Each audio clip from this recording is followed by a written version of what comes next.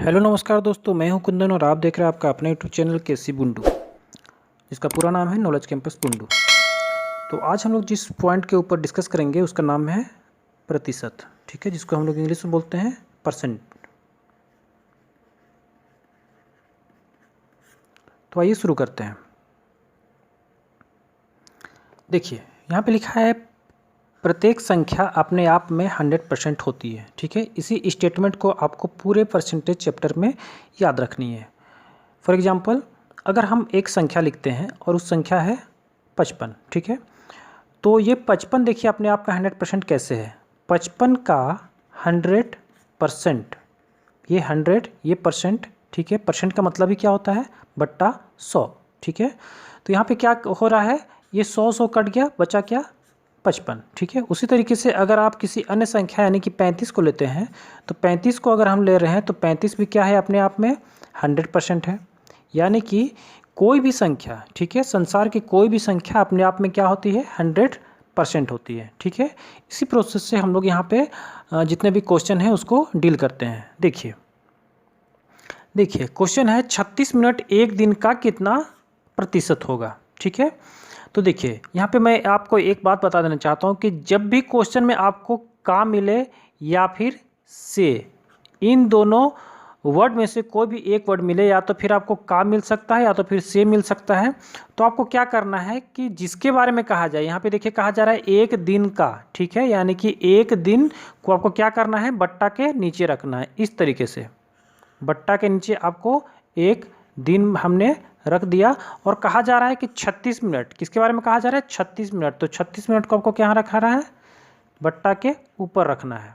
ठीक है, और फिर कितना प्रतिशत होगा, तो कितना प्रतिशत होगा, तो प्रतिशत निकालने के लिए हम क्या करते हैं, 100 से मल्टीप्लाई कर देते हैं। ठीक है, तो आइए इसी को हम अच्छे से यहाँ पे सॉल्व करते हैं। देखिए 36 बट्टा यहाँ पे एक दिन में कितना मिनट, तो एक दिन में 24 घंटा, और एक घंटा में कितना मिनट, 60 मिनट। तो 24 गुना 60 मिनट हो जाएगा। ठीक है, और 100 से हम मल्टीप्लाई इसलिए करते हैं क्योंकि हमको यहाँ पे क्या निकालना है, प्रतिशत निकालना है। ठीक है, तो आइए अब हम इसको सॉल्व करते हैं। ये एक जीरो से एक जीरो कटा, 12 तिया 36, 12 दूना 24। ठीक है, 2 बचे 10, 3 दूना 6, यानी कि फाइनली आपका क्या आ गया, 5/2। तो 5/2 यानी कि 5 को अगर आप आधा कीजिएगा, ठीक है, 5 को अगर आप आधा कीजिएगा तो आपको क्या मिलेगा, 2.5 मिलेगा। तो फाइनली आपका आंसर क्या हो गया, 2.5%। ठीक है, चलते हैं अगले प्रश्न की ओर। अगला क्वेश्चन है 500 को पहले 20% से घटाया गया तथा फिर उसे 25% से घटाया गया। ठीक है, तो हमने पहले ही स्टेटमेंट में कहा गया है कि यहाँ पे क्या करना है, जितना भी संख्या मिलेगा उसको आपको 100% मानना है। ठीक है, तो 500 को अगर हम 100% मान रहे हैं, 500 को अगर हम 100% मान रहे हैं और 20% अगर हम उसमें से घटा दे रहे हैं तो हमको कितना प्राप्त होगा, 80% प्राप्त होगा। ठीक है, तो 80%, और फिर कहा जा रहा है कि फिर 25% घटा दिया जाए। ठीक है, फिर 25% घटा दिया जाए। तो 100 में अगर हम 25% घटा देंगे तो हमको कितना मिलेगा, 75% मिलेगा। ठीक है, तो अब बस इसी को आपको सोल्व करना है। देखिए 25 तिया 75, 25 चौके 100, 20 चौके 80, 20 बचे 100, और इस 5 से हम इस 500 को काट दे रहे हैं, कितना हो जाएगा 100।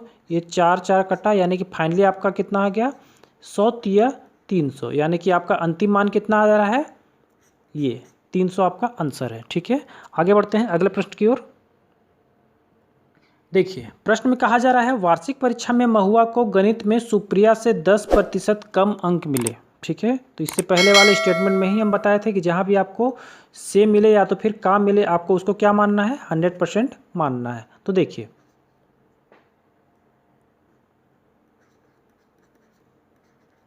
एक हो गई सुप्रिया और एक हो गई महुआ।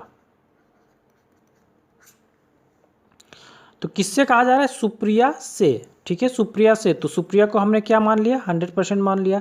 तो अगर हम इसको 100% मान रहे हैं तो हम इसको क्या मानेंगे, 90%। क्यों, क्योंकि ये 10% कम है, किससे, सुप्रिया से। ठीक है, अगला आपको क्वेश्चन में कहा जा रहा है कि महुआ को 81 अंक मिले। महुआ को कितने अंक मिले, 81 अंक मिले। ठीक है, तो सुप्रिया को कितना अंक मिले ये निकालना है। ठीक है।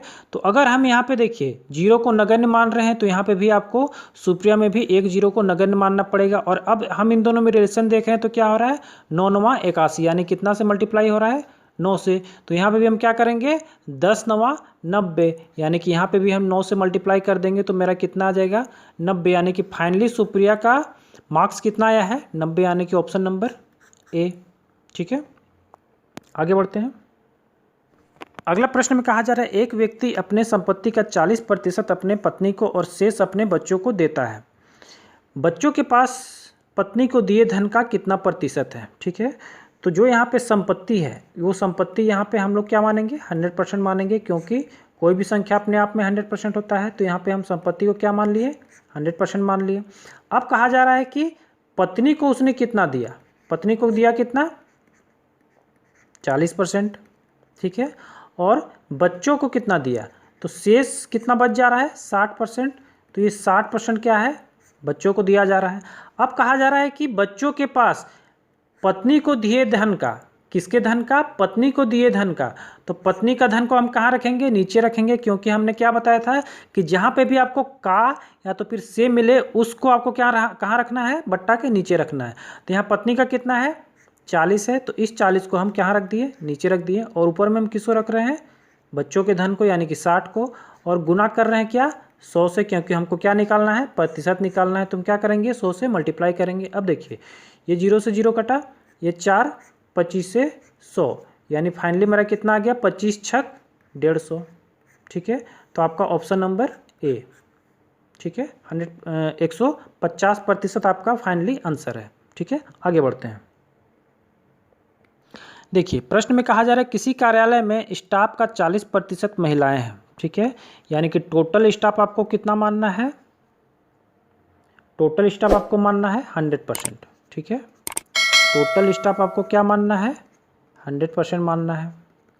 अब इसमें से एक मेल है और एक फीमेल है, तो फीमेल कितना दिया हुआ है, 40%। तो फीमेल अगर दिया हुआ है 40% तो मेल कितना हो जाएगा, 60% हो जाएगा। ठीक है, अब देखिए 70% बोला जा रहा है महिला स्टाफ क्या है, विवाहित है। तो 70% अगर विवाहित हैं तो अविवाहित कितने हैं, 30%। तो 40 का अगर हम 30% निकालेंगे तो हमको कितना प्राप्त होगा, 4 12 प्राप्त होगा, यानी कि 12% क्या है, अविवाहित है। ठीक है, अब हम आते हैं मेल में। ठीक है, 50% पुरुष स्टाफ विवाहित हैं। तो देखिए 60% में से 50% अगर विवाहित हैं तो कितने विवाहित नहीं है, यानी कि अविवाहित हैं, तो 30%, यानी कि 60 का आधा कितना होता है, 30, यानी कि 30% क्या है, अविवाहित है। अब क्या कहा जा रहा है कि टोटल कितने प्रतिशत अविवाहित हैं कार्यालय में, तो 30 और ये 12, टोटल कितना हो गया, 42, यानी कि 42% क्या है, अविवाहित हैं। तो आपका ऑप्शन नंबर 4। ठीक है, आगे बढ़ते हैं। देखिए इस प्रश्न में कहा जा रहा है यदि ए सी से 50% बड़ा हो और बी सी से 25% बड़ा हो तो ए बी से कितने प्रतिशत बड़ा होगा। ठीक है, आइए शुरू करते हैं, ए बी सी। देखिए ए सी से 50% बड़ा हो, तो अभी हमने कहा था कि जिसमें ये से आए या तो फिर का आए हमको उसको क्या मानना है, 100% मानना है। तो किससे कहा जा रहा है, सी से, तो यहाँ पे हम किसको मानेंगे, सी को हम 100% मान लेते हैं। ठीक है, अब कहा जा रहा है कि ए जो है वो सी से 50% बड़ा है, तो ए कितना हो जाएगा, 150% हो जाएगा। ठीक है, आगे कहा जा रहा है बी सी से 25% बड़ा है। ठीक है, तो बी जो है वो सी से 25% बड़ा है, यानी कि बी कितना हो जाएगा, 125% हो जाएगा। ठीक है, अब कहा जा रहा है तो ए बी से कितना प्रतिशत बड़ा है, ए जो है ए बी से कितना प्रतिशत बड़ा है। तो सबसे पहले हम देखेंगे कि ये अंकों में कितना बड़ा है, तो 25 बड़ा है, अंकों में कितना बड़ा है, 25 बड़ा है। अब क्या कहा जा रहा है, बी से कितना बड़ा है। ठीक है, बी से कहा जा रहा है, तो हमने क्या बताया था, जहाँ पे भी आपको से मिले या तो फिर का मिले आपको उसको कहाँ रखना है, नीचे रखना है। तो बी का अंक कितना दिया हुआ है, 125 दिया हुआ है, तो 125 को हमने कहाँ रख दिया, नीचे रख दिया। अब हमको क्या निकालना है, प्रतिशत निकालना है। तो प्रतिशत के लिए हम क्या करते हैं, 100 से मल्टीप्लाई करते हैं। ठीक है, तो देखिए 25 25 125 और 5 20 से 100, यानी कि फाइनली आपका आंसर कितना आ गया, 20%, ठीक है, यानी कि आपका ऑप्शन नंबर 4। ठीक है, तो आज के लिए इतना ही। कल कुछ और प्रश्नों के साथ मैं आपके लिए उपस्थित होऊंगा। धन्यवाद।